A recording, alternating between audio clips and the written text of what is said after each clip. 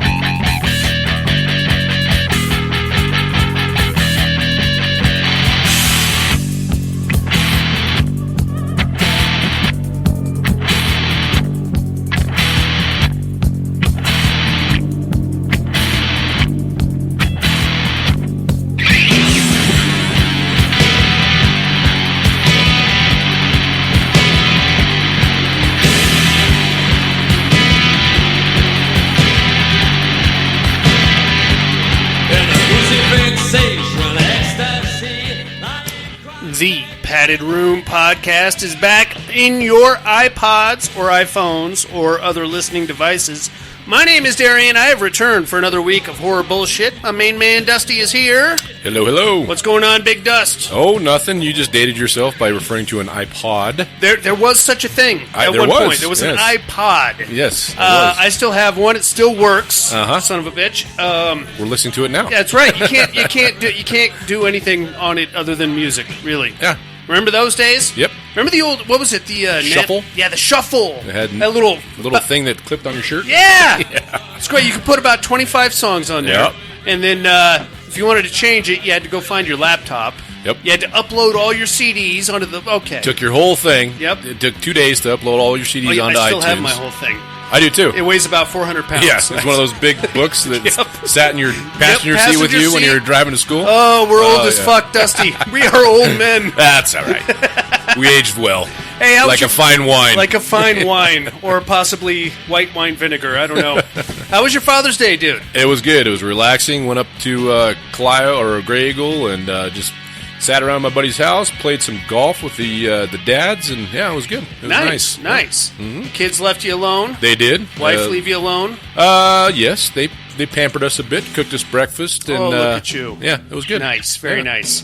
That's one day of the year. Yeah, I know. Rest of the day, of the year, who gives a shit? No, I'm known as Cookie around the camp part. So yeah. Let me tell you something. My kids chipped in and got me, I think, probably the best possible Father's Day present ever. Okay. It is a back scratcher, but I have to tell you, this is like the Mercedes-Benz of back scratchers. This fucking thing, I can scratch all the way down to the ass crack. Perfect. It comes with several different heads that I can attach. Yeah. It came like in an attaché case that you pop open, and it's got like the, you know what I mean, the styrofoam in there. Yeah, so like you look like an assassin pulling out your sniper rifle? Yeah, actually it's just eczema, but, you know, this is serious back scratcher, dude. I was like, oh, God. Not to mention that they have broken 5 of my previous back scratchers. This one's got the strength. Yeah, titanium steel, monogrammed on the grip. Dude. You scratch my back, I scratch yours? That's what it should say. Hey, enjoy your eczema is what it really should say. Here's some talcum powder. Yeah. Next time, don't shave your back. You're getting too... That's what it is. It spoils. Yeah. And I got to do something about that. Ugh, gross. All right, man. Well, we got a regular horror show to get into here, besides me and my back pimples. How about some horror news and listener mail and all the usual fun stuff? I say we kick it off with a little horror news, amigo. I concur, Dr. Brock.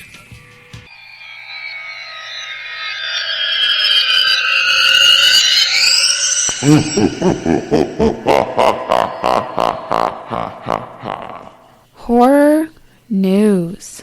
All right, go ahead. All right, so Lionsgate might have found the next actor to play Patrick Bateman in the new American Psycho movie. Okay. Did you read this? I did not. not. Do you know who was in the front running for it? Okay, so if I had to pick somebody right off the top of my head, I'd probably go Tom Hiddleston. Yes, he would be good. Okay. I agree. So, but they chose differently. Okay. So, according to the report... Just don't tell me it's a lady. No. I'm going to jump No, right we're out not. of the window. We're not gender swapping. Okay, Patrick thank Bateman. you. I'll jump right out of that. It's not fucking Patricia window. Bateman now. It's... All All right, go ahead. All right, so according to the new report, Gen V and The White Lotus Season 3 star Patrick Schwarzenegger, Arnold Schwarzenegger's son, is reportedly being considered for the leading role in Lionsgate's newest film adaptation of Bret Easton Ellis's 1991 black horror comedy novel, American Psycho. Very cool. I'm into that. He's a handsome devil, that Schwarzenegger. I think he'll do good. And this was actually... some fan had basically fan cast him. Okay. And he replied back on Twitter, or I guess it's X now. Yeah. And he basically replied back to the tweet. I think they're called tweets still. I have no idea. The post. The post. And said, I would love to. And then supposedly Lionsgate said, hey, that's a good idea. Okay. And gave him a buzz. Okay. So I'm just going to start rattling off random fan castings. Yeah. It's going to be mostly adult actresses. But still, if I can make something happen, Dusty. Well, yeah. I feel like I should get like a 13% finder's fee. Finder's fee. Yeah, exactly. That's a great idea. Yeah. Intellectual idea. That's what it is. Right? Yeah. That's what it is. Yeah. Intellectual properties. Intellectual properties. Yep. Okay. I agree. And that's all I had. It's kind of been a slow week for horror news, buddy. Okay. All right. Well, I got a few things here. I'm sure you do. Robert Eggers. You know the name? Nosferatu. Oh, yeah. Okay. The Vitch. The Lighthouse, which I'll never understand. A couple other things. He's going to be directing A Christmas Carol for Warner Brothers. Okay. Is it supposed to be horror? I would make an argument that A Christmas Carol is fucking horror to begin with. Sure. It's got a ghost. A bunch of ghosts. Show you what a fuck up you are, and you're a greedy prick. And it definitely lends itself to becoming more horrific, depending on which way you go with it. Yeah, he's going to go full gothic. Yeah. Freak you right the hell out. The one with, what's his name? Patrick Stewart was a little on the edgy side. Yeah. You know, so. Yeah. I mean, it's hard to compete with Bill Murray, Buster Poindexter, in Bobcat Goldthwait in Scrooge. The best ever. We watch it every year. Of course, as you should. Yep. Ryan Murphy is teasing the return of Sarah Paulson for the final season of American Horror Story. They're done with this. They're saying that this is going to be the end of American Horror Story. Might continue with American Horror Stories. Okay. So that's cool if you're really into it. I watched the first season, I think, and that was the Red Queen watched a second, and she was just like, meh. So I never tackled it. It's hard because what I found is that they try to shoehorn in so much into like 30 minutes, and it gets very busy. And gotcha. You're like, all right, not enough time to flesh out the characters and whatnot. Exactly right. Gotcha. You've seen it. You love it. I know you do. Fright Night. Mm-hmm. The original. Oh, yeah. Did you ever see the remake? Yes. I was not McLovin. And Colin Farrell. Yes. Not bad. No, not bad. I thought it was good. It took itself a little too seriously, if you ask me. Yeah, I tried to be... The original Fright Night was more, I would even venture to say, horror comedy-ish. Oh, yeah. I mean... Totally. But, this one tried to be more on the darker side. Yeah. Get rid of a lot of the comedy of it, yeah. Sexy. Yeah. Walking around I think the funniest part about it was the guy that played, evil.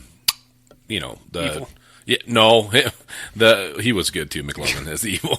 But the guy that was the magician for in the Las Vegas show. Yes, he was great. Who was replacing the guy that was from the Fright Night show. You know, yeah.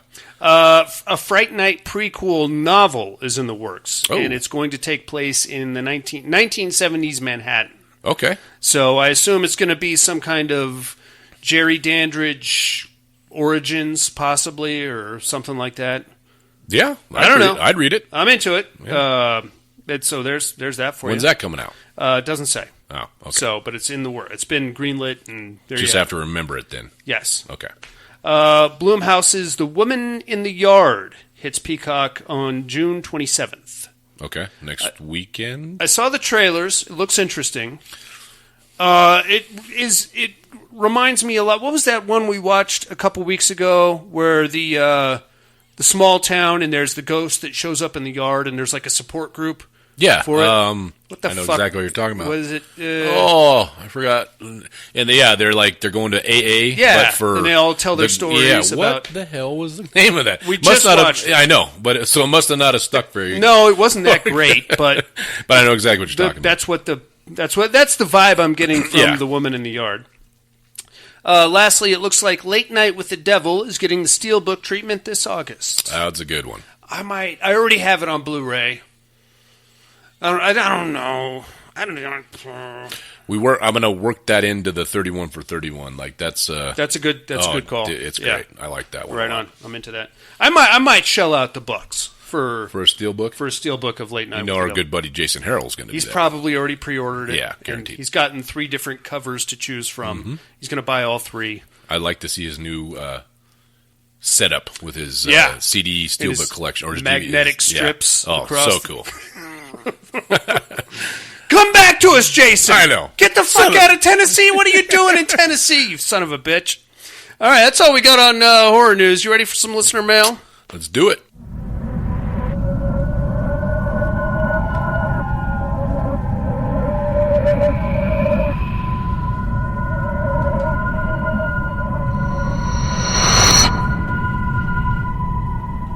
Listener mail.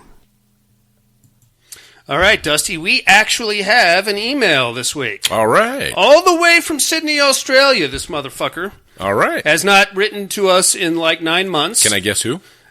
Sure. Is it Crocodile Dundee? You knew it. I nailed it? Yep. Boom. It's Paul Hogan, baby. Old Mick Dundee. God damn it. It's Tim. All right, team. Subject line, it's been too long. Hello, Darian, Buddy, and Dusty. How's things with you? It's been a while since we last spoke, and I apologize. Life has been absolutely kicking my ass over here, and I've just lost track of time, but I'm still listening every week. I honestly haven't got that much to say. I've barely had time to watch anything, but I will bring a couple to the table. Predator, Killer of Killers. Animated Predator movie, not bad. We get a look at the Predator fighting history's greatest warriors. It's decent. I enjoyed it, but I'd prefer a live-action Predator film.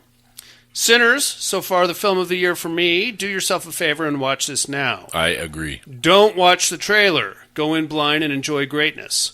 That's all I've got. I will do my best to write next week, but I love you and hope you all are doing well.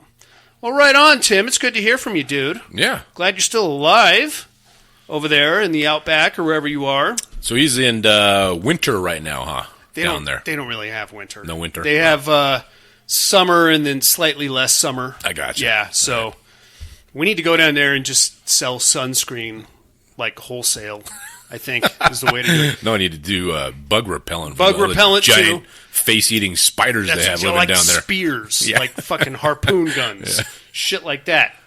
Right on, Tim. Thanks for writing in, amigo. Looks like we got a couple of voicemails here, Dusty. All right. All right, I say we kick things off with our main man in Alabama. Here comes Alan. Alan. Padded Room, what's up? Hope everybody's doing good. Let's see. I went and watched that Mask of the Red Death. I actually really liked it. I thought the little ninja dudes were cool. Okay. And then Prospero, when he got to the village at the first of the movie, he got out and I was like, damn, he stole Dolomite's wardrobe. Anyway, let's see, Meat Hook, haunted movies, or haunted locations. What about that Korean asylum? I can't remember the name of it. Gonjiam Asylum. Or something. That one's nasty. The Woods in Bucketsville, and the Amityville House. Man. The original, not all the spin-offs and whatnot. Yeah, and it gets Mr. pretty Darian, could you possibly be Wendigo? Oh, you got it! The movie? You son of a bitch. Part of it will say Antlers, but I know it ain't Antlers. But I think it's something to do with the Wendigo. It is Wendigo. Anyway, talk to you later. Hope everybody had a good Father's Day, all that good stuff. Bye. Beautiful. Thanks for calling in, Alan. Thanks, Alan. He got me. I was Wendigo. Have you ever seen a movie called Wendigo? I haven't seen it, no. Okay. Stand by for next month. All right. Right on, Alan. Thanks for calling in, man. Here comes Mr. Tom Hardy. Tom Hardy. Hey-yo. Hey-yo. Padded Room. How's my favorite degenerates this week? We're hanging. I do hope everyone is doing well. Hey, just wanted to get in real quick. Yeah. Got me on the educating. It's a tough one. I don't think I've seen this. I hope I haven't seen this flick. It's always easier when you haven't seen it. You don't fucking miss it. Like pitting the goddamn pendulum. I can't believe I fucking missed that. Me neither, man. Anyhow. What's the matter with you? On for the the meat hooks there, the haunted locations. Let me just fucking rattle 3. I mean, number one's got to be The Shining. Overlook. Fucking love that flick, whether it's a ghost movie, a psychological thriller, maybe nothing like fucking supernatural's happening. Maybe he's just a fucking killer. Could you be can that see too. that movie 100 different ways, and it's still fucking good. I love that flick. And, me too. Man, I stand by it. You and me both. Give me the Overlook Hotel. Put me down for fucking Gorgium. Was it Gorgium? Haunted Asylum. Gonjiam. You know that South Korean. That's a bad motherfucker flick. right there. I gotta check that one out. That gal's a good one, man. Yeah. And the other one's a new flick for me, or a new view for me as well. Fucking Last Ships. Put me down for the police station they were closing down. Hell yeah. Anyway, that's all I got. Been super fucking busy with everything down here. Haven't I would imagine. shit. Hope all is well. Love you like family. Bye now. Hey, you stay safe down there. Yep. Tom Hardy. Yeah, I completely spaced Gonjiam Asylum. You've never seen it? I've never seen it. Immersion Therapy this all week. Right. There it is. We'll do it. Hit that up. That's all we got on the listener mail, amigo. You got anything for Tim, Alan, or Tom Hardy? No, thanks for calling and writing in, guys. Good to hear from you. You guys are the best. You already knew that, though. Let's get into a movie there, Dusty. Sounds good.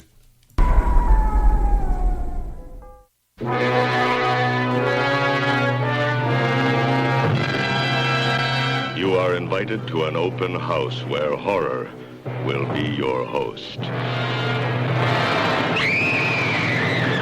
The Haunted Palace. You, who find a kind of macabre joyousness in the horrifying, will enjoy yourselves as in ecstasy in The Haunted Palace. Starring Vincent Price, a being who lived and died and lives again. I'll not have my fill of revenge until this village is a graveyard. Intriguing Deborah Paget, whose appealing beauty inflames the blood of the bloodless. Charles, please. Well, I've been very busy, but I'm back now. Oh, no! I have the whole night before. His violent, torturous passions inflict both pain and terror.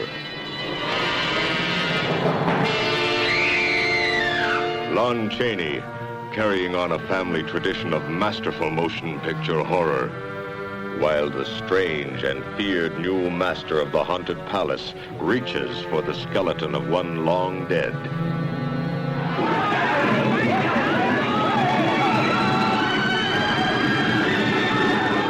You see? He's taken her mind, her soul, just like the others.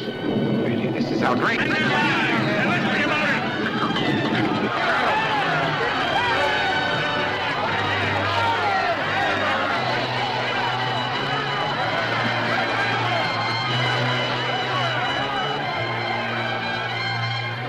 Night onward, you shall bear my curse.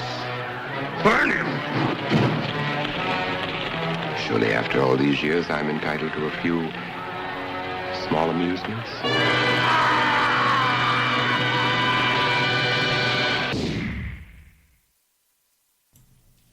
Oh, Dusty, it's The Haunted Palace from 1963. That it is. This one got 6.7 stars on IMDb. It's directed by Roger Corman, written by Charles Beaumont, adapted from an H.P. Lovecraft story. Mm-hmm. Stars Vincent Price, Deborah Paget, and Lon Chaney Jr. Mm-hmm.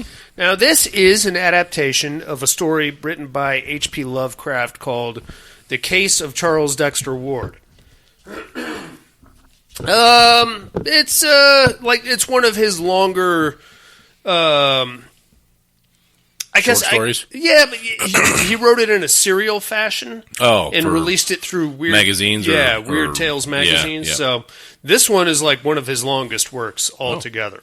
And this movie actually is surprisingly accurate to the source material. Okay, so that's cool. We start. So where did Edgar Allan Poe come into play here? This has nothing to do with Edgar Allan Poe. It said on the credits. There's a story by Edgar Allan Poe called The Haunted Palace. Oh, okay. It has nothing to do with this. Gotcha. They just gave him credit in the credits because of the name. Yes. So basically, AIP Pictures had a deal with Roger Corman to do a bunch of Vincent Price, Edgar Allan Poe adaptations. Gotcha. 8 of them, I believe, in total. You had Mask of the Red Death, Fall of the House of Usher, Pit and the Pendulum, The Raven. I think there was a Telltale Heart thing. It wasn't called Telltale Heart. It was called something else. But anyway, this one kind of Corman kind of snuck this one in under the radar. His requirements of the 8? Exactly. Gotcha. Okay. It's fine. Basically, this one is... It definitely... Like, having watched any of those other movies, would you know the difference? No, of course not. It's the same... I mean, unless you're some kind of an H.P. Lovecraft dork like me, who knows the story and the source material. It's a fucking another Edgar Allan Poe thing. Who cares, right? Gotcha. Well, it was very Lovecrafty gets into. I mean, yeah, we'll get into it. But yeah. So we start off in the village of Arkham. Mm-hmm. So holy shit, already we're in Lovecraft country, dude. Either that or possibly Batman country. Yeah. Village of Arkham, circa colonial times, like 1700s. We have a black magic ritual in play. Holy shit. Vincent Price is there, and he plays a guy by the name of Joseph Kerwin. And he is going to raise, or he's going to attempt anyway, to raise the old gods. Old gods, yep. Very scary, very, very creepy stuff. I don't know what their problem is, the old gods, or what their deal is. He's, from what he was kind of saying, he's just basically, he wanted to do it to just be the greatest accomplishment of humankind. Yeah. Well, it would end humanity. Yeah, so exactly. I mean, I don't see how that really works, but if you say so. Sure. Right on. What he's got to do is sacrifice a bunch of hot chicks to this big pit thing he has underneath his palace. And, I mean, he's on the point of doing that, but the local villagers are getting pissed off because this is all of their daughters and wives and sisters and shit. Get out the torches and pitchforks, baby. You got to do it, dude. You got to do it. But he's putting it down, man. He gets these chicks, and they just kind of walk off in the middle of the night of their own accord, march themselves right up to his haunted palace. Why wouldn't they? And then he just kind of has his way with them. I know! If there was a haunted palace here, I'd be first in line. Yeah. Hey, can I come in and poke around a little bit? I live in this thatched roof dump, and I'm getting invited up to the palace? Yes. Okay. I am sick of picking up horse shit all day. What do I got to do to get in there? Yeah. It's stupid, but that's how it goes down. Unfortunately, the local tavern cronies, whatever you call them. Oh, they're all the guys hanging out having a beer. Yeah, of course. Getting pissy because he's luring all their women up there. That fucking sucks. Them's grounds for pitchforks and torches, buddy. I mean, this is before Facebook, so you can't just give him a thumbs down. No. You got to show him you really are upset with his actions with a torch. I don't care for this. I don't care for it at all.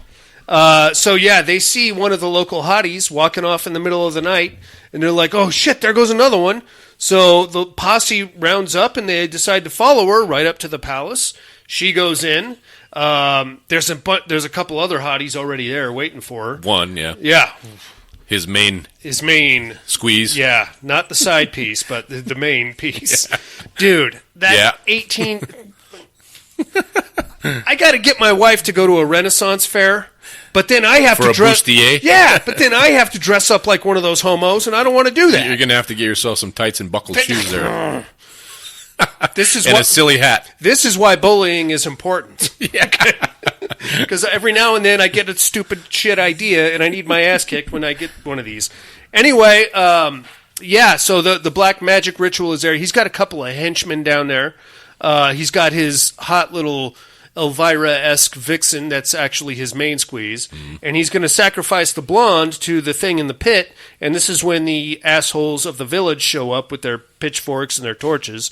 They basically drag him outside and light him on fire, and they don't really burn the place down, but they do a good amount of damage. They go in there and ransack the place. And that's the story of the confrontation palace. Was pretty funny, though. What? When they come to the door? Yeah.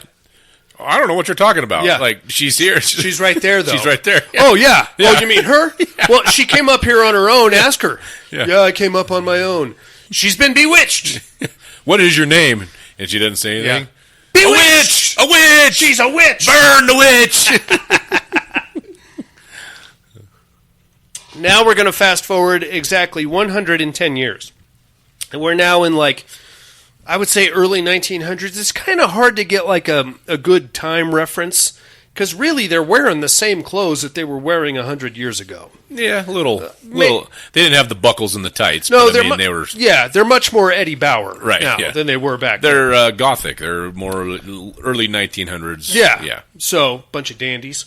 Anyway, here comes Vincent Price again, and he's got another wife, and he rolls into the village of Arkham, and this place is depressing. There, Dusty. Sure is. First off, it looks like the whole village is on fire the whole time, because there's just like a good fucking blanket of smoke. Yeah. It must be in California during the summer months, because that place catches on fire. They're in there, and everybody, like, nobody comes out of their house. So we find out this is now Charles Dexter Ward. He has inherited the Joseph Kerwin Palace. Yep. And he's there he's never been there. He doesn't know who the hell Joseph Kerwin is. He's some distant relative. And he's there trying to find the place. He said it's his great-great-grandfather. Yeah, but he didn't know anything about nothing. So he never met him. He's in there with his wife trying to find the place. He goes to the local tavern, which, by the way, still has the exact same dudes hanging around. Yep. But it's the descendants of the previous generation. That's when I was... Because the kid was watching this with me. Yeah.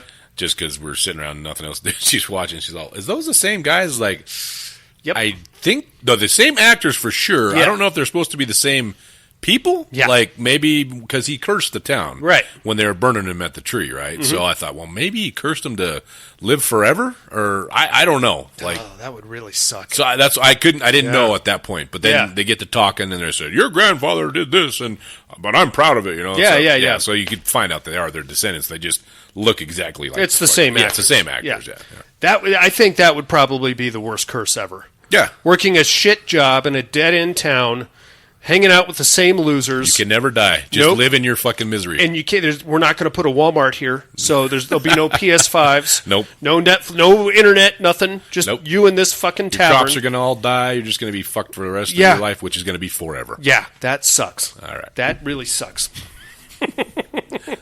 So, here we are. They go into the tavern, and they're like, hey, dudes, we're trying to find the Kerwin place. Anybody know where that is? Everybody gives them the cold shoulder immediately. And there's one asshole that is like the king of the assholes in the tavern. And this dude is intense, which begs the question, what has he been doing the last 100 years? You know what I mean?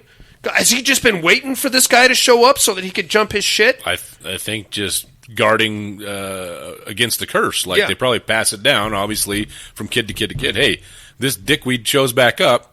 You run him out of town. Okay. Something. I don't know. That's not going to lift the curse, though. If that dickweed shows up, I want... hey, we're going to be homies. You know, what? Can you buy you a beer? Take this curse off? Get the fucking smoke We're out of here. Problems with our children. I got fucking guy over here with webbed hands. Hey, we can let go, right? That was the past.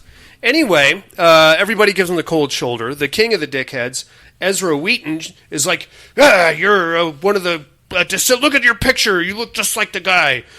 Get out of here, you son of a bitch. You and your family are nothing but a curse to this town. And he's like, whoa, everybody just chill out. I inherited a palace. I would like to see the place before I take off. Yeah. Everybody gives him the cold shoulder except for one doctor. Doctor shows up and he's like, all right, you Neanderthals. How about we all just take a chill pill? This guy inherited the palace. Maybe we can talk him into bulldozing it or something. Yeah. So he tells Dexter Ward and his wife how to get to the palace. He actually takes them up there himself. And then we actually get to see the place. They go up there. They got to take a carriage through a bunch of fucking smoky roads and past a cemetery. And I see where Tim Burton gets a lot of his inspiration from movies like this. But the funny part, he has to go ask for directions to this fucking place. Yeah. And look on the fucking hill. Yeah. It's the biggest building in the area. That one. That one right there. The one that looks like a palace? You see any other palaces around here? I think it's that one. Yeah. You could just go ahead and hoof it up there, but whatever. Anyway, maybe he thought it was an Amazon warehouse. Something, I don't know. Costco? That's what it was. I'm going to get my membership renewed. So anyway, they get to the palace. They get inside. It looks exactly like you think it would. Kind of like a Wayne Manor, but without Alfred there to tidy the place up for a couple 50 years. first thing they notice when they get inside is a portrait hanging above the fireplace. And it's naturally of Vincent Price, but a very sinister version. Like he's got like sunken in eyes and his skin is kind of gray. And there's like a lightning strike happening behind him. Very creepy. And Dexter is just like, oh, look at that. It looks just like me, huh? And the wife is like, yeah, this place is pretty creepy. I think we can go ahead and sell it or get out of here. Can we just get out of here? Let's get out of here. Let's go back to Boston. Yeah, and he's like, well, we should at least check the place out first, right? And out comes Lon Chaney Jr., who plays a guy by the name of Simon. Mm-hmm. Apparently, he's like the caretaker of the place, and he's been keeping the place up the whole time. He was the old guys, or the previous character, what's his name? Vincent Price's the warlock. Yeah. It was his... Kerwin. Yeah, manservant. Yeah. I think that's what it led you to believe. So, of course. yeah. And he's still there. Yes. And he's gray. But he looks odd. Yeah, he's greenish, gray. He's got a gray skin. He looks like a Batman villain, I would say. Like maybe a penguin or something. But he pops out and he's like, oh, you must be Dexter Ward, right? And he's yeah. Okay, well, I've been keeping the place up for you, and I got a fire going, and your beds are all made, so you guys just stay here, and I'll take care of everything. And Dexter's like, all right, I guess we could at least rest a couple of days and check the place out. Maybe there's something worth selling here. In the meantime, he keeps getting drawn back to this portrait above the fireplace, and like he just stares at it for a while, and then he kind of turns him into a prick. Yeah, so he's looking at it, and then he's looking at it very wide-eyed, and he has this moment where and then all of a sudden he's got this shit-eating grin on his face, and he's gray. He's gray. So that's to indicate that he's been possessed now. He's been taken over by, he gets taken over by Joseph Kerwin, dude. Yeah. That's the evil necromancer right there. Yep. Ooh, scary stuff. And you can be an evil necromancer, but you don't have to be such a passive-aggressive dick. Oh, you know what I mean? The passive-aggressive goes away here in a little bit, and he becomes just a full-on dick. Full-on, almost rapey kind of a dude. But we'll get to that in a second. He's all pissed off, but apparently, like, as this is going on, there's like an internal struggle between Dexter Ward and Joseph Kerwin, and Dexter kind of like jumps fighting back for control. Yeah, which is good. But it becomes very evident very quickly that Kerwin like hops back in, takes control of Ward for a few minutes, goes and talks to his boys. He's got like 3 or 4 of them now down in the basement or the catacombs, and he knows all the secret passages and like how to get down to the secret laboratory and stuff. Yeah, the candlestick twist to open the secret passage. And then you go down to the sex dungeon or with whatever the fuck you do down there. Sacrifice the hotties of the village. Pretty scary stuff, but luckily at this point Ward can still jump back into his body and not be as dicky. So that's great. Ward takes back over. They go down to the village the next day, and they're just kind of cruising around, and this is where we find the other half of the curse of Joseph Kerwin. Apparently, for generations now, anybody that's born in the village gets like a really shitty X-Men power. Yep. By that I mean they don't have eyeballs. Silly putty people. Yeah, that's what it is. Oh, that sucks, Dusty. You don't want to be a silly putty person. No. Basically, you get your eyes covered. You get a really weird nose situation. There's one guy with like webbed fingers. He's probably the stud. Yeah, because he can swim. He can swim real good. Sure. You might end up having a child that will turn out to be the Hunchback of Notre Dame. Basically, you got to keep him in the attic and lock his ass up. Feed him through a little door. That's it, dude. Raw beef. Anyway, they're walking around the village, and slowly all these mutant people just kind of surround them and like do like a zombie, like almost thriller-esque moment where they kind of start closing in on Dexter Ward and his wife. They're freaking right out because nobody's saying it. They're like, oh shit, there's a girl with no eyeballs. There's a guy with one eyeball and a weird fish face. Yeah. There's another guy with a crazy nose. What the hell? And then at the last second before the mutant people get their hands on him, the doctor shows up again. And he's like, whoa, hey, everybody. Wrong, yeah, everybody just go back to your fucking pig pens or whatever you're doing. And this is where we learn that for generations now, children have been born in Arkham with mutations. Really sucky mutations. Mm-hmm. I want like the Cyclops optic blast. Nope. Or the Wolverine regeneration thing. Don't get anything like that. You get a goddamn pig nose. Silly putty on your eyes. Webbed fingers if you're lucky. Yep. That sucks, man. That fucking sucks. He's the captain of the football team, the webbed finger guys. Yeah, that's Professor X right there. Exactly. He's the best one. And he's a drunk. He's in the fucking tavern complaining to everybody. That sucks, but that's part of the curse of the Kerwins. From there, we're going to learn a little bit more about the ne'er-do-wells that hang around the village. The fucking drunkards, I guess, for lack of a better term.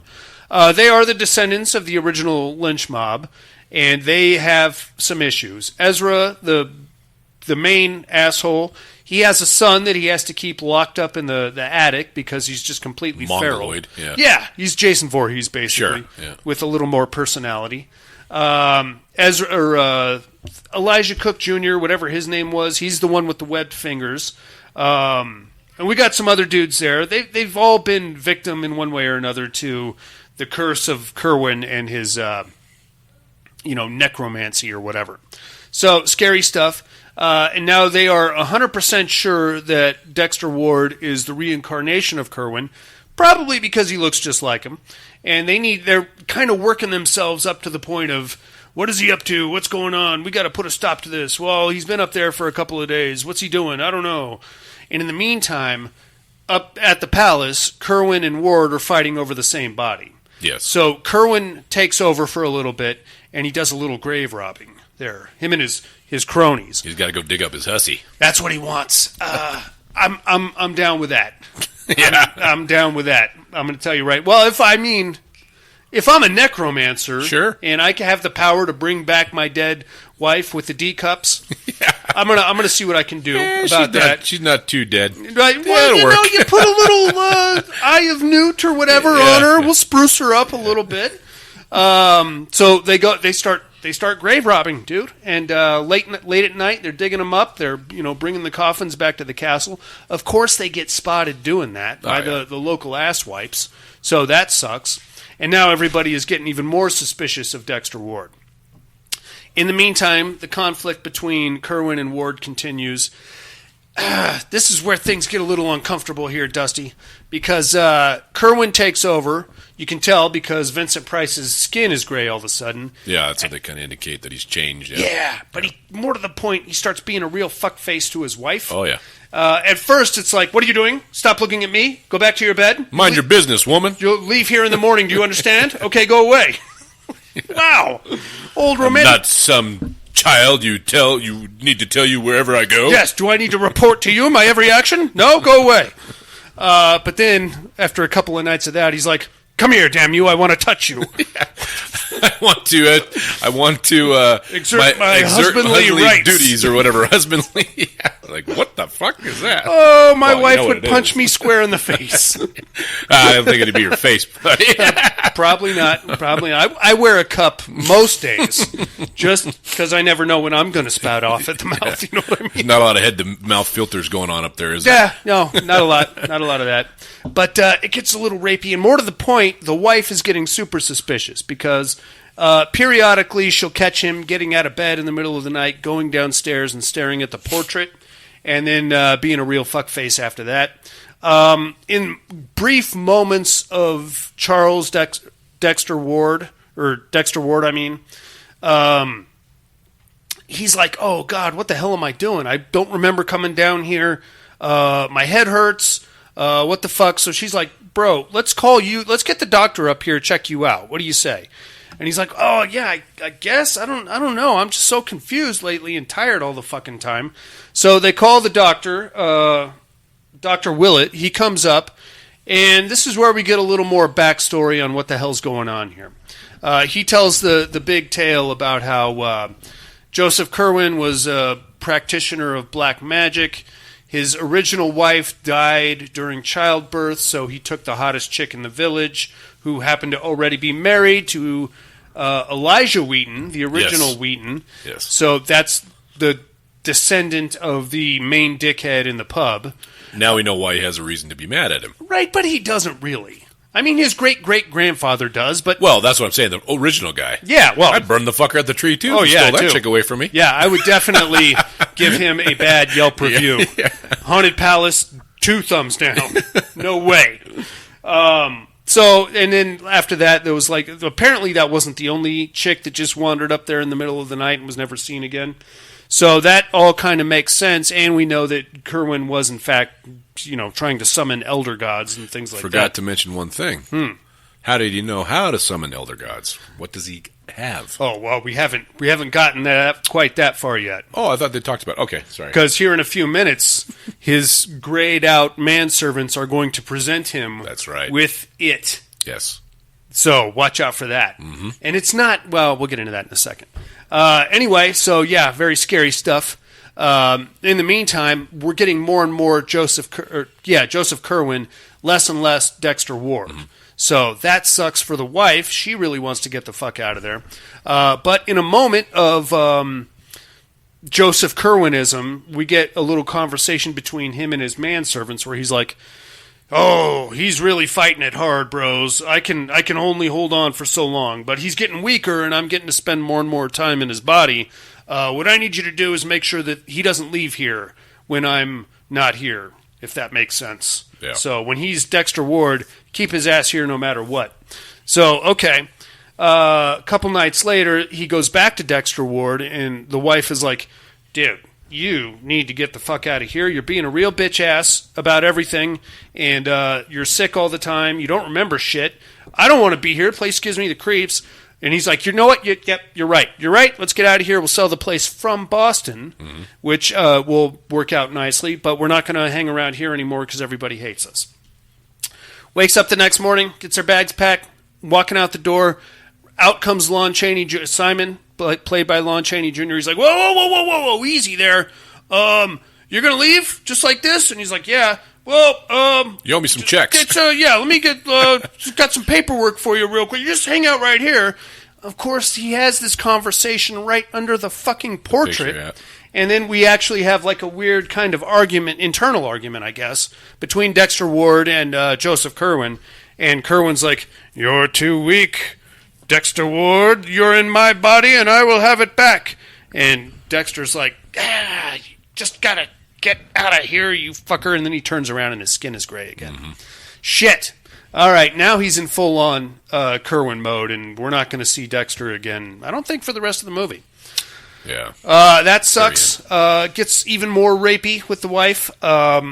Goes downstairs to start putting Richie's... What he's wanting to do, first and foremost, is bring his hot, original Elvira-looking wife back to get her in that bustier thing. He's attempted it a couple times. He's tried, but every time she just gets uglier and uglier. Right. Really. I mean, she starts off like a skeleton, and then she looks like a skeleton with raviolis on her, and then she gets slightly... And then eventually she actually does come back, but...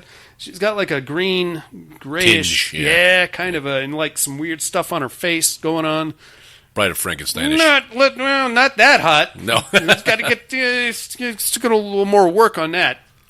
Anyway, but now this is when his manservants present him with the text and the instruction manual on how to summon the elder gods, and he's like, "Yeah, I'm really going to start kicking some ass now." They give him the Necronomicon. That they do. Dusty. Yep. It's not Charon Damana that we know and love. No, not from unfortunately. The Evil Dead. This is like the... it kind of looks like they got it at like one of those... Barnes & Noble? Yeah, well, like I was going to say like a Hallmark store. Sure. You know, one of those sacred diary things that teenage girls love with the lock and all. It says clearly on the front, Necronomicon. Yeah. Yeah. I'm looking for like a human face thing happening. A book bound in human flesh. Yeah, written in blood with a bunch of pornographic stuff in there with like eyeballs flying. This was not that. No, this was much more of a, I don't know. Just a textbook. Yeah, very boring. Anyway. Hey, any warlocks? Here's your textbook. Okay. Take that. I'll expect chapters 1 through 5 by Monday. Is there like a for dummies version? Because this thing weighs like 60 pounds. It's pretty serious, though, and he's like, yeah, now it's on, you motherfuckers. So first thing he wants to do is take vengeance on all the people that killed him. Naturally, they've been dead for several decades, so he's going after their descendants instead. We start off with Ezra Wheaton, who has the Mongoloid kid in his attic. Kerwin sneaks up there and lets him out in the middle of the night. Unfortunately, this happens to be on the point of Ezra, like, getting everybody real riled up at the pub. Yeah. And he tied one on in the meantime. Damn near had another lynch mob. Very close. Very close. Very close, but he did get drunk. So he walks home drunk, staggers around his house for a little bit, and then gets jumped by Jason Voorhees Jr., and they both just kind of wrestle themselves into the fireplace. Fire, yeah. And that's... Apparently, they were wearing their flash paper jackets. Cause yep. Whoosh. Well, he had a lot of booze, so well, that makes sense. Yeah, and he looked like he had some hairspray on too. Yeah, pomade or some kind of grease. Some Dapper Dan up there. Yeah, that'll light you right up there, Ezra. They both die. That sucks. And then we cut to Elijah Cook Jr., who's walking down the street. Throw gasoline on him and light him on fire. We're just burning this place down.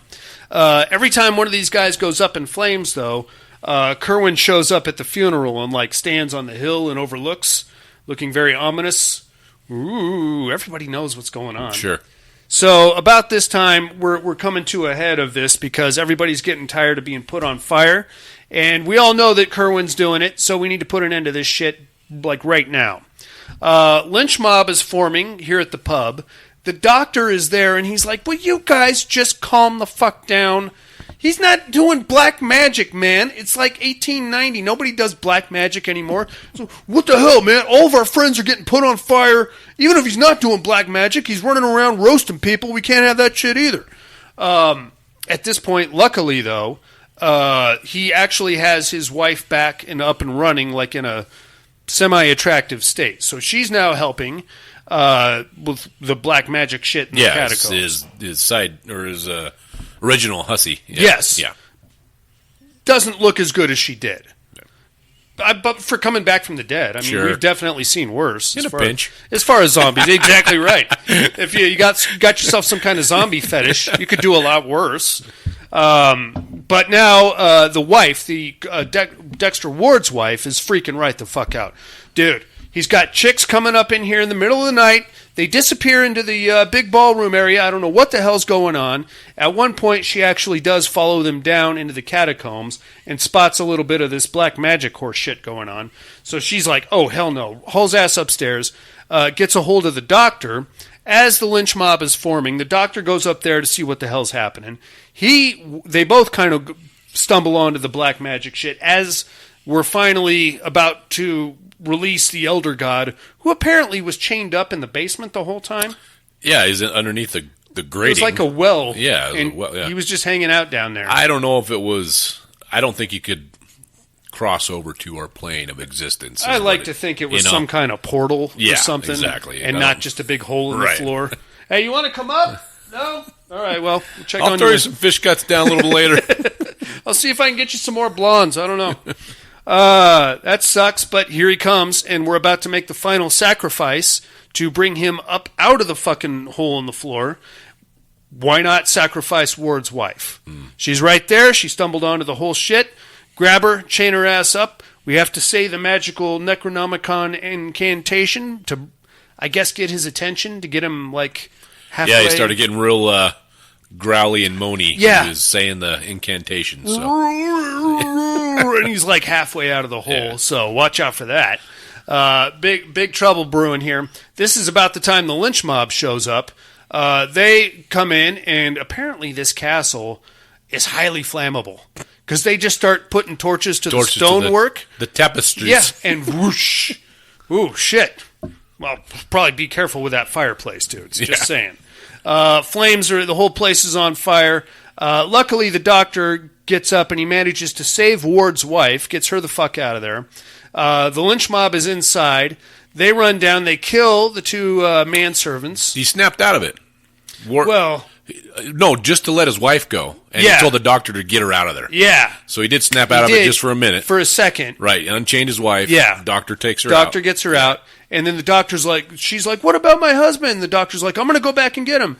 So he goes hauling ass back down to the catacombs there, grabs what we think is Charles Dexter Ward, takes him up to the, gets him out of there, and apparently the lynch mob has just decided that we're good. He's a good guy. Yeah, not, and the doctor, in his credit, is like, all right, he just, you know what? He likes to sacrifice a few ladies. Once he gets it out of his system, though, he's good, so we don't need to put him on fire. He started going back when his painting burnt, remember? Yes. They took the painting down and threw it in the fire. Right, so that's when he kind of snapped out of it, sure. freed his wife, and then... Yeah, and then they get him out of there, and he's like standing up against a tree, and he's like, oh, thank you so much, doctor, for getting me out of there. I don't know how I can ever repay you. And the whole lynch mob is there, and then he turns around, and his skin is still gray. Yeah, so it's actually Joseph Kerwin. Right. And that is The Haunted Palace, Dusty. Yep. Scary stuff, bro. That was good. It is. Yeah. This movie was actually remade in 1992, starring Chris Sarandon and the chick from Herman's Head. Oh, yeah. I got it on the shelf over here. It's called The Resurrected. The Resurrected, okay. That is much... well, it's...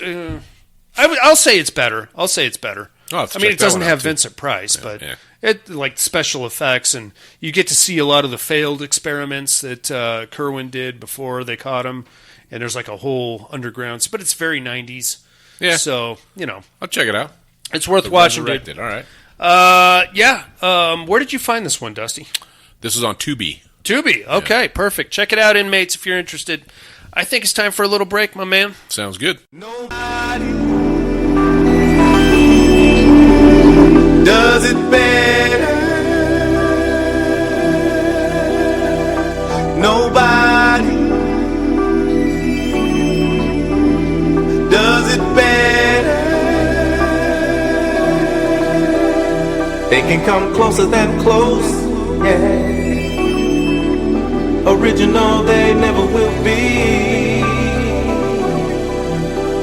We bumpin' from coast to coast, yeah, yeah. We just tryna make you see.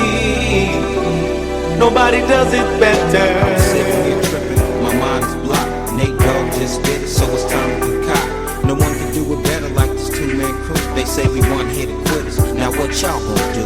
Always into something, that's my name. Only out for money, hey, cause that's the game. People always ask me why I'm out for scratch. He who has the most is he who won the match. Strike one, me and Nate Dogg is a match. Strike two, leave him standing still in the track. Strike three, you can call us 213. It's the L and the B that makes me act like a G. My exhibition started back in 93, when wasn't nobody listening but warmer than me. To all the non-believers now I bet you see, nobody does it better than me. They can come closer than close, yeah. Original they never will be.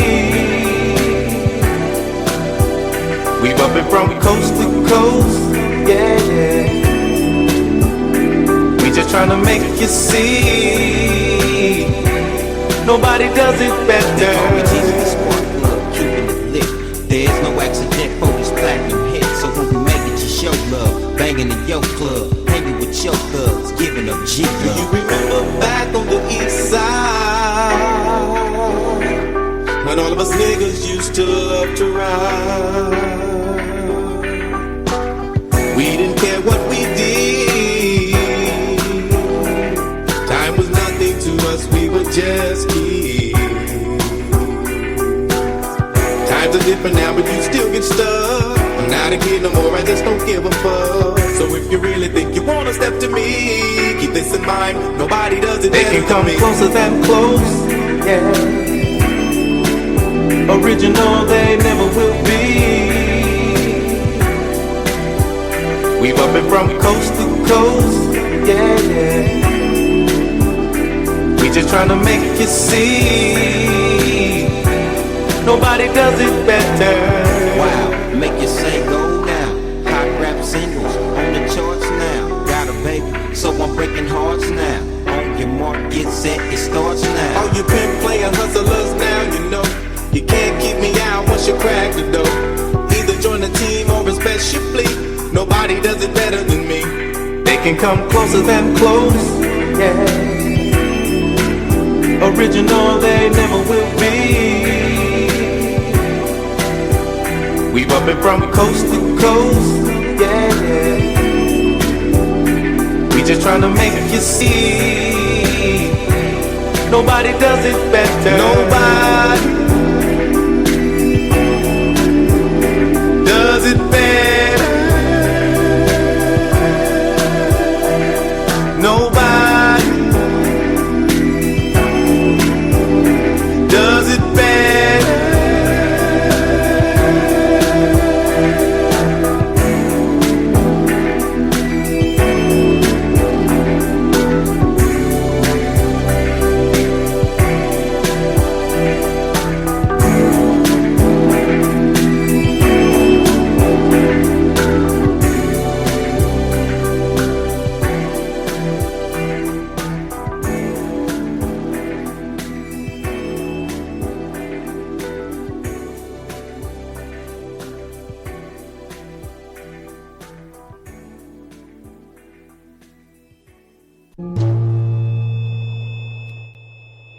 Hey inmates, if you like what you hear, head over to the Padded Room Facebook group and support us through the Patreon link with a small monthly donation.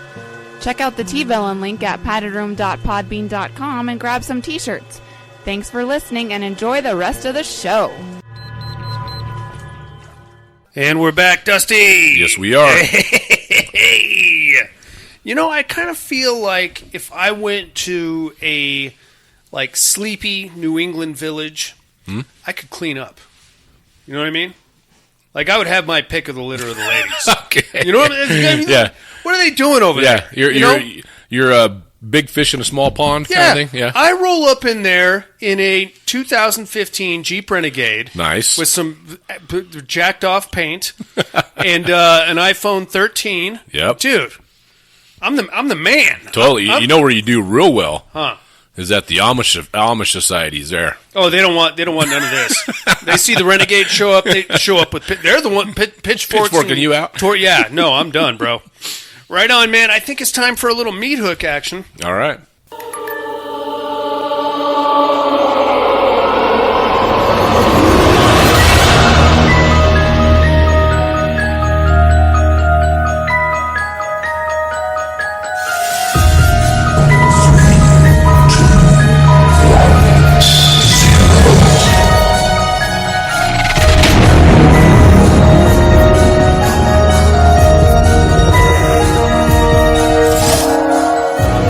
Three on a meat hook. This week's meat hook, top 3 Lovecrafty movies. Now, I know we've done this meat hook before, but obviously things change as more movies come out.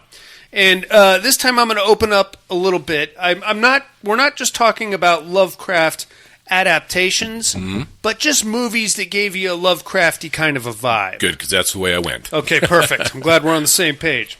What do you got at number 3 there, Big Dog? All right, number 3, I went with Underwater. Oh, yeah. Yeah. Okay, so that is supposed to be Cthulhu. Right. Doesn't really...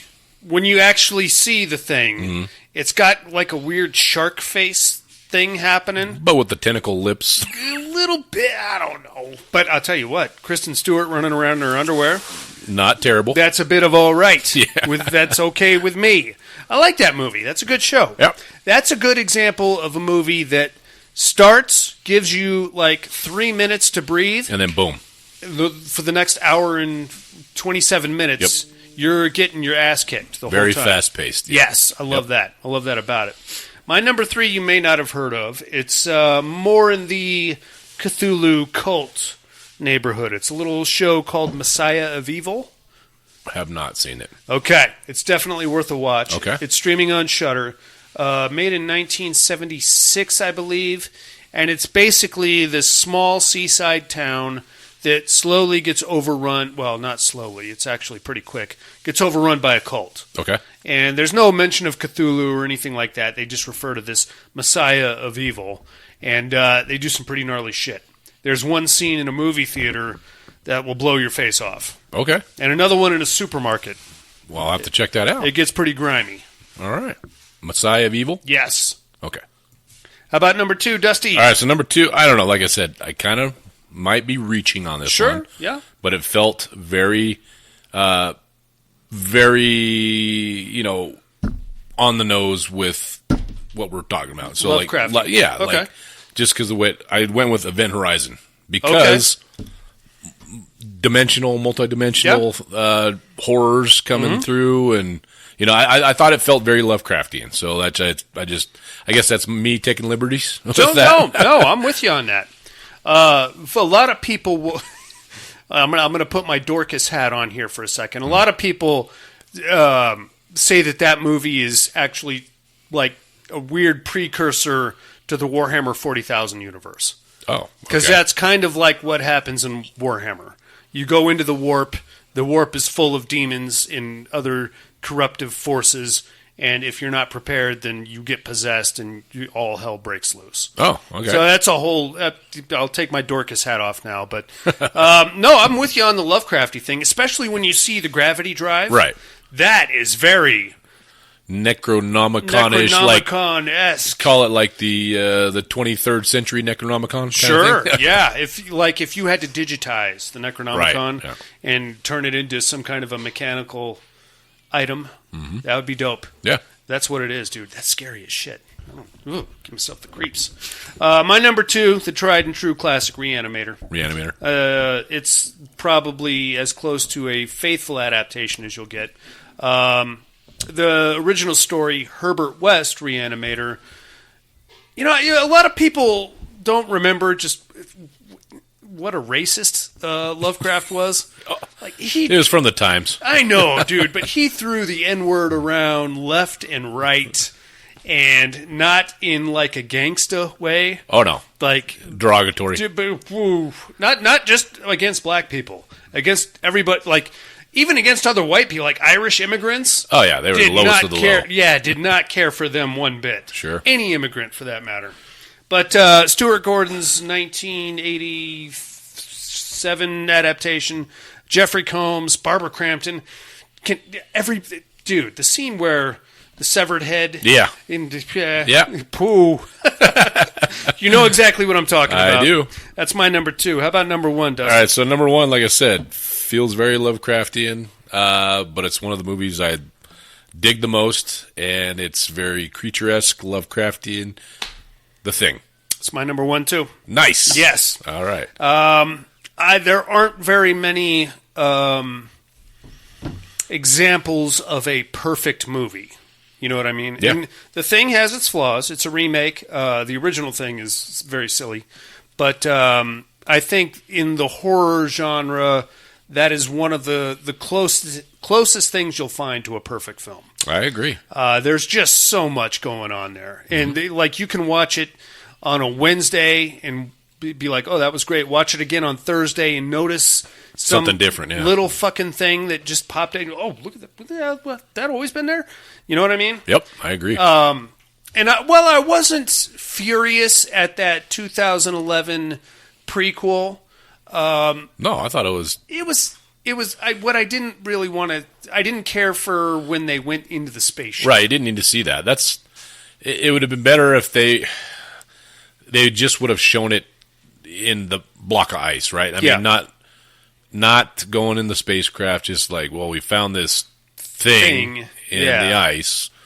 How did it get here? Who fucking knows? Yeah. Right? Could have been on a comet or some shit. Who knows, yeah. right? Yeah. Yeah, I agree. But it was really cool the way they did it and how it very, very much tied into the thing. Like, they had very good attention to detail. Very much. It's like the accuracy of the Norwegian base, the charred husk that they found, the axe in the wall. Oh, sure. Yeah. It was all spot on. And the special effects were great. I mean, it was, I don't know.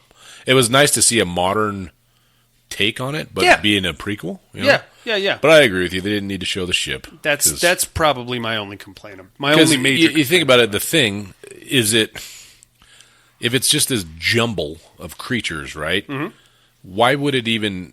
I don't. In my mind, when I first watched The Thing, the original one, for the longest time until they made the prequel, I thought it had to come to Earth in some kind of a comet or something, right? Mm-hmm. It was a unintelligent thing that just leaked out of a comet somewhere and just started freaking combining living creatures to make itself. Right? Yeah, that's what I thought it was, right? Mm-hmm.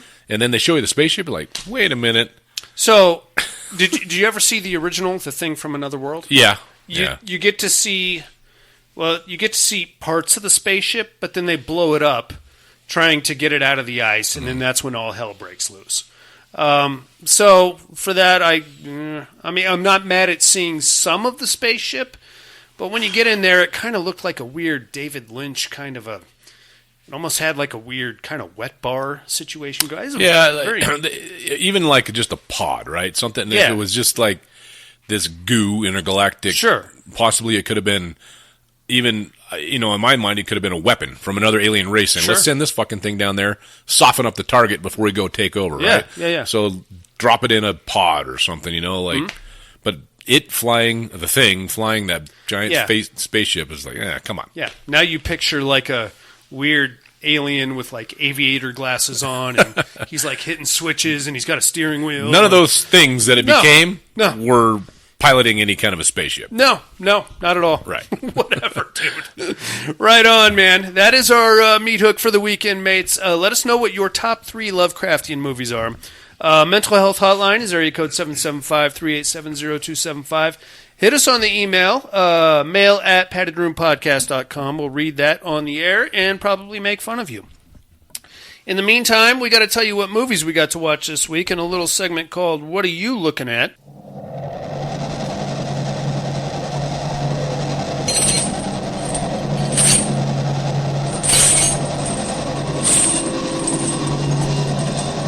What are you looking at? As I'm sure we're all aware, we just passed a Friday the 13th, Dusty. Yes, we did. So I had to watch Friday the 13th from 1980. Good man. It's still fun. Yep. It took me a few minutes to explain. I made my kids watch it with me. There is no Jason Voorhees in this movie. So I'm sorry to disappoint you. Plenty of kids still get killed. You got Kevin Bacon, so he's a worthy substitute, I'd say. Even I just had the talk with my kid, too. About Jason Voorhees? Yes. In horror, we call it the talk, when you tell your kid that Jason Voorhees wasn't the killer in Friday the 13th one. Yep. That's a whole thing, man. And she asked about the whole thing about, well, why is it called Friday the 13th? I was like, well... not exactly sure. Well, no, he was trying to ride the coattails of the Halloween. He was. It was crazy. Let's do another holiday. What's kind of creepy? Friday the 13th. So that's how it was born. There it is. Not really a holiday, but sure.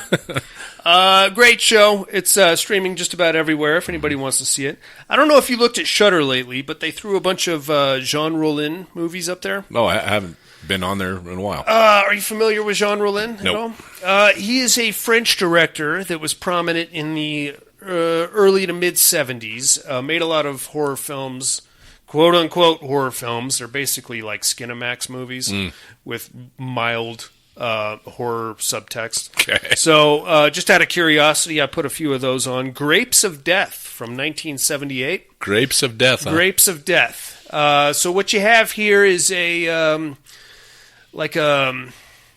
French village, very small rural French village, and their wine has gotten infected grapes, so it turns them into homicidal, not quite zombies, but they have like pustules on their faces. So the French wine was poisoned. Poisoned, yes. And everybody drinks wine in France. Of course. Yeah. So, and one poor young lady's on a road trip through one of these villages.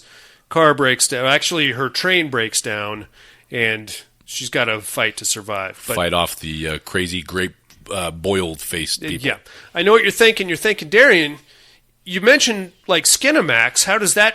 What kind of sexual encounter could this young lady possibly have? Well, I'm glad you asked, Dusty. Oh, yeah, I was really wanting to know. Because these pustules don't just show up on your face. They can be anywhere on your body. Uh-huh. So whenever this young lady happens upon a group of survivors, naturally she has to strip down immediately.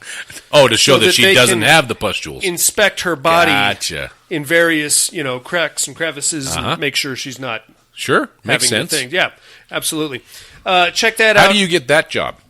Well, you just the pustule inspector guy. That you need qualifications. God damn it! You probably got to go to school for that, right? And you got to drink a lot of wine too. Okay, all right. So there's that. Speak French at all? I could learn. Okay. For a kick-ass job like Absolutely. Pustule inspector. I don't want to be there when you have a bad day at work. Yeah. That's going to suck, bro. Yeah. Oh, you definitely are a zombie. You go ahead and get out of here. The fucking pustules I saw today, are you serious? Gross. So I watched that, and then I watched Fascination from 1979, another Jean Rollin classic. You have a robbery that goes bad. The thief absconds with a bag of gold to a French chalet, which is inhabited by two young ladies. He's got to hide out because the posse that he robbed is slowly surrounding the chalet. Naturally, the young ladies happen to be vampires. They have a vampire cult that comes in the middle of the night, and lesbian encounters and other wanton sexual things. Like they're wont to do. That's how it goes down, dude. It must get a little boring if you're alive for a couple hundred years. Why not try some gay stuff? Yeah. Go ahead. Have fun with it. That's all I'm looking at, dude. What do you got? I didn't get to get a whole lot in. I was up doing the whole camping thing, but the wife and I caught, before we left, we watched, it was on Prime, Bloodfest. Have you seen this one? It's anthology? Is that no, right? it's it's like a it's kind of like Health Fest. Yes, right. Yes. We did that for immersion therapy a while ago. Oh, okay, yeah. So watch Bloodfest. It's silly. Yeah, it was.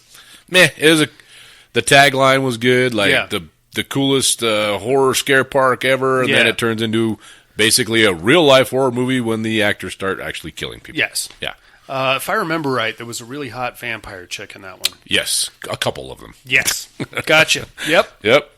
And then since we watched Predator, Killer of Killers, I just kind of got a little bit of a Predator kick, and I said, well, you know what? I haven't rewatched Predators in a while, so watch Predators. What did you think of Predators? I like it. I'm not mad at that at all. Everybody shits on Adrian Brody. I don't understand why. I mean, okay, it gets a tiny bit silly, right? He's trying to get off planet. Right. And you're going to hijack a Predator ship, which you have no idea of how to fly. You're desperate. Yeah, I mean, let's be honest, dude. You're fucking stuck there. Yeah. Forever. Yeah. Just like Lawrence Fishburne. Yeah. You just kind of went crazy. And go hold up somewhere and start talking to yourself. Well, he does have the chick with him at the end. So, yes. I mean, that's, at least you got somebody to talk to. Yeah. So. I think it was the Russian guy with the weird, fully automatic street sweeper thing. Yeah, he had Painless. He had old Painless. Was that what I thought? That thing shot like shotgun shells, didn't it? No, that's what that was Adrian Brody had. That's right. Yeah, he had the drum magazine on his automatic shotgun. Yeah. Wow. And a giant fucking knife. That shotgun thing had to weigh at least 300 pounds. Oh yeah, and then he had all those shells strapped to his body. Yeah. Like his tack vest must weigh, like you said, 100 pounds. Oh yeah. Wow. But it's a good movie, and I remember liking it, so I was like, well, let's watch it again. And then the kill with the Japanese guy in the field is kick-ass. Yeah. It is really cool. Well, I think it was it Danny Trejo? Yes. He got used as a trap, As right? a trap. Help me. Yeah. And then they're waiting for them to, That's and a good show. And the chick punks around into his back, and she goes to walk away because they're just basically going to leave him there, right? And she wants to put him out of his misery, so she pumps around into his back, and then she goes to walk away, help me. And she's like, oh, fuck, this is not... He was right, it's a trap. Get the fuck out of here. Yep. That was good stuff, man. I like that one. I don't know why everybody shits on it. Yeah, I don't there mind it. There are definitely like it worse Predator movies. Oh, Predator, the Predator. Yeah, that was ridiculous. Fucked. That's all you got, man? Yep, that's all I watched this week. All right. Speaking of Predators, how about some immersion therapy? Yes.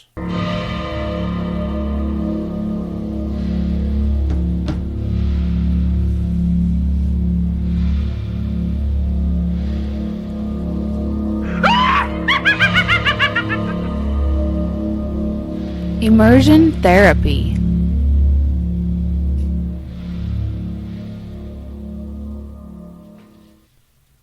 I dug it, dude. Good. I'm glad I like that. I like getting further into the mythos of some of our favorite franchise villains and whatever. That's why I liked it. I think my favorite, oddly enough, was the World War II one. Oh yeah, yeah. I like the Predator. I like the Predator. I always wondered, like, what the hell predators drive around in. Yeah, you know I mean, they've had their ships. Well, they've had their big ships, right? That was more of a fighter ship, you know? Yeah, but, like, when they get dropped off, it's usually just in one of those pod things. Yeah. So it's kind of cool seeing the whole aerial battle thing going on. No, but you know, think about it. So he's shooting these big spike chains at these things. Yeah. And what are they, just crash into the... How is he collecting his trophies? I thought they were going to be like harpoons, where it was going to reel them in. That's what I thought too. But it's just like blasted them. It blasted them and they just drop. Well, how is he going to collect skulls and shit? You know? I don't know. I don't know. I don't know either.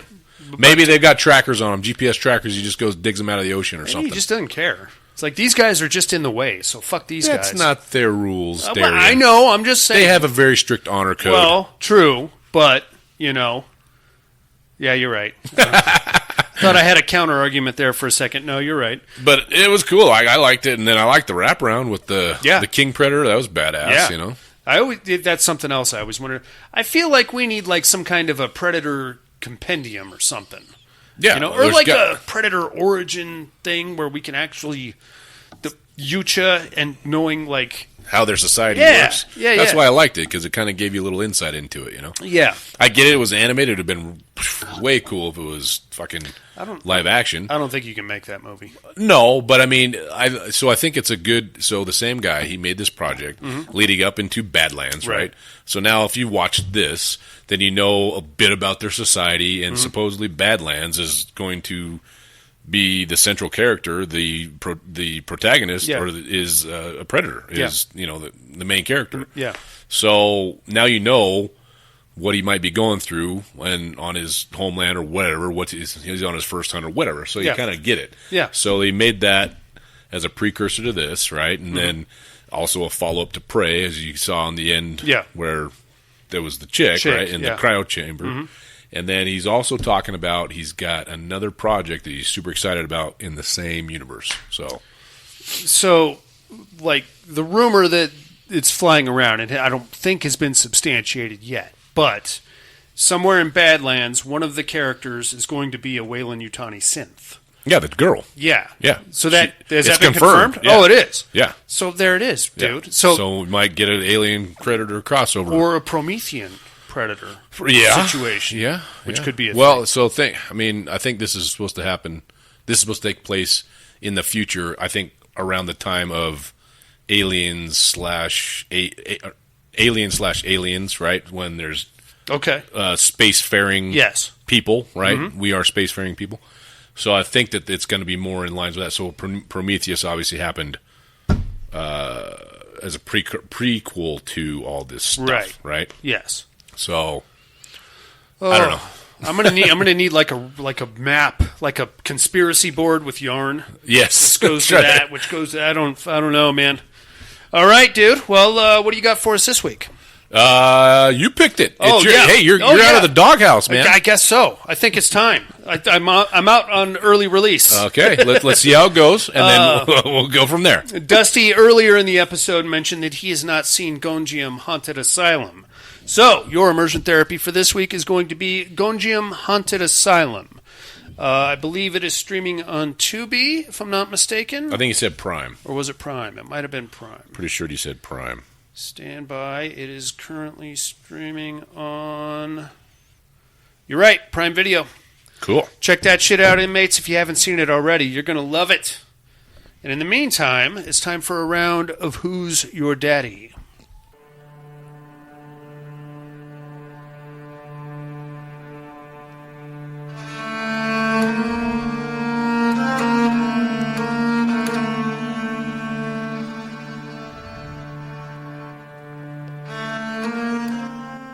Who is Daddy?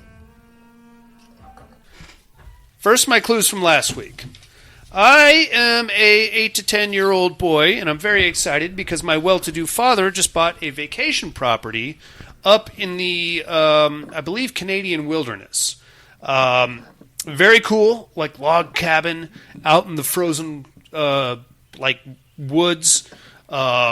Very exciting. As soon as we get to the town that this cabin is in, I start finding these weird artifacts. little like dolls and rocks with painted pictures on them, things like that. Everybody's telling me about this story about a Wendigo that lives in this area. Scary shit, dude. I don't want anything of that, any part of that. But what I want even less a part of is the crazy guy that lives just across the valley, who's very pissed at my dad for buying his dream house out from underneath him. I hope he doesn't shoot him with a rifle, and then my dad has to crawl back to our house like 2 miles through the snow just to die before we can get him in the hospital. I am, of course, Wendigo. That is a depressing movie, now that I just ran you through the whole plot. It's actually pretty good, though, if you watch it, because the whole time you're watching the movie, you're thinking there is a Wendigo loose in the area. But at the end, it's just a drunk guy who's pissed off about some bad real estate. Gotcha. So I kind of ruined that for you, didn't I? I don't have to watch it anymore. Nope, don't even do it. You're not going to like it. Who might I be this week, you ask? Well, I am a preacher, and I've got a very attractive wife. We live in a small town, and the problem with having an attractive wife in a small town is that she gets talked to a lot by other dudes. Mm-hmm. Everything's cool, though, because she's faithful until her ex-boyfriend rolls into town. And they decide to have themselves a little rendezvous in an abandoned paper mill, if I'm not mistaken. Whatever, whatever you're into. Unfortunately, there's something else inside the paper mill waiting for them. And my wife just ain't the same ever since. And things get pretty bloody. And I'm going to do my best to work with her through this, but I'm a preacher, man, and I can only take so much. You know what I'm saying? Who might I be, you ask? Tune in next week, and I'll drop some knowledge on you inmates. In the meantime, I think that's about going to do it for us this week. Join us next week for Theater of Blood, closing out Vincent Price month here in the Padded Room. Like, comment, subscribe wherever you found this show. That helps our visibility quite a bit. We do have a Patreon campaign running if anybody cares. Just go to paddedroompodcast.com. You'll find all the links and anything else you need to know about us there. You got anything else on the week, Big Dog? No. Thanks, everybody, for listening. Absolutely. In the meantime, for preachers with less than perfect wives and their weird romantic excursions, Jean Rollin and the horny son of a gun that he was. God damn, I loved him. Friday the 13th that came and went, Father's Day that came and went, and the Padded Room podcast. I'm afraid visiting hours are over. He cried.